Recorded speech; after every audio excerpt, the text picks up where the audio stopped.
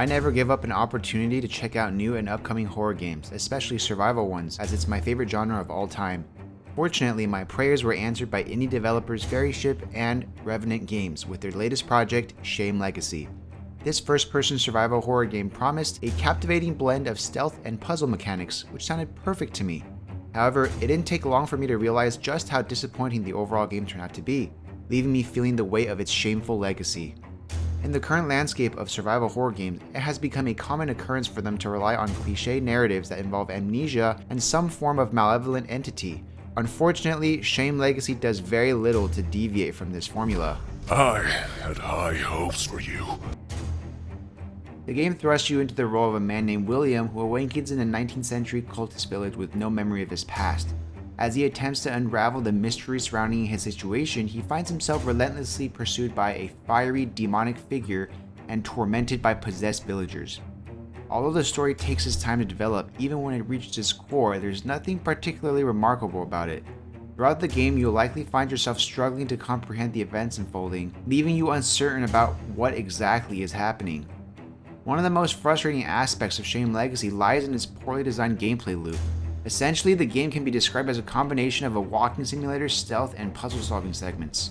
However, it is the stealth portions that are particularly problematic. The mechanics heavily rely on crawling and hiding, which quickly become tiresome and repetitive. The game introduces a noise mechanic where crouching, walking, or sprinting generates sound that can attract demented villagers to your location. If you happen to be spotted, you have no chance of outrunning them, resulting in certain death most of the time. There is a specific item in the game that grants you a one-time opportunity to defend yourself through a strangely implemented QuickTime event sequence. However, after executing this defense once, you inexplicably enter a panic attack mode, rendering you defenseless if caught again, unless you find medicine to calm yourself down. While I understand the intention behind this mechanic, it fails to work effectively because your pursuer quickly recovers from it and resumes the chase, making it nearly impossible to find a moment of respite. As a result, the mechanic becomes more frustrating than engaging, undermining the overall gameplay experience. The AI pathing in Shame Legacy is abysmal, leading to constant frustration as even the slightest mistake can result in being spotted. The game provides hiding spots such as sheds and boxes, but they prove practically useless since the game prevents you from entering them once you have alerted the villagers. These hiding spots are conveniently located in areas where enemies never roam, rendering them completely ineffective. To compound matters, the lack of a manual save feature forces you to endure a cycle of dying and reloading old autosaves repeatedly.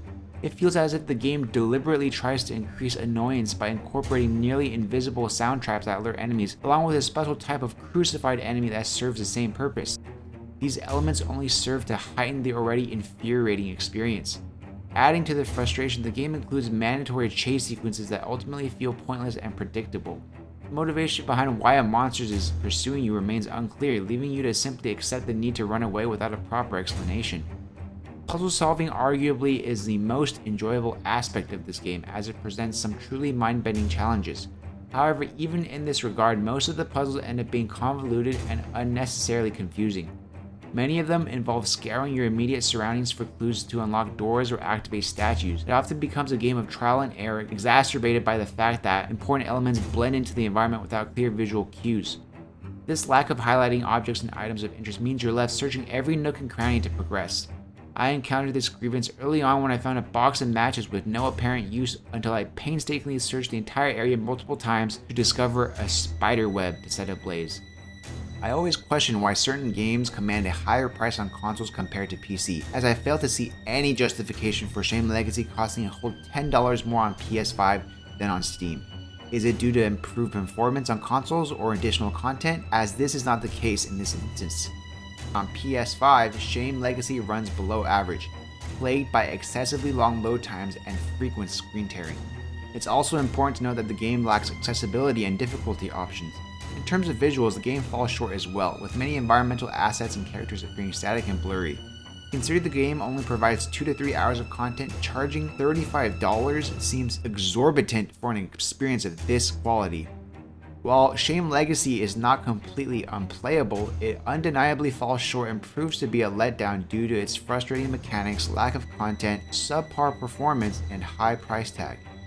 If you find yourself yearning for a survival horror game and the premise of Shame Legacy holds some allure, Our recommendation would be to exercise some patience and wait for several patches and a substantial discount. Even with the addressed pain points, this game remains a cliche and bad horror experience. It's truly a shame. The game creator is giving Shame Legacy on PS5 a 3 out of 10. Thank you for watching.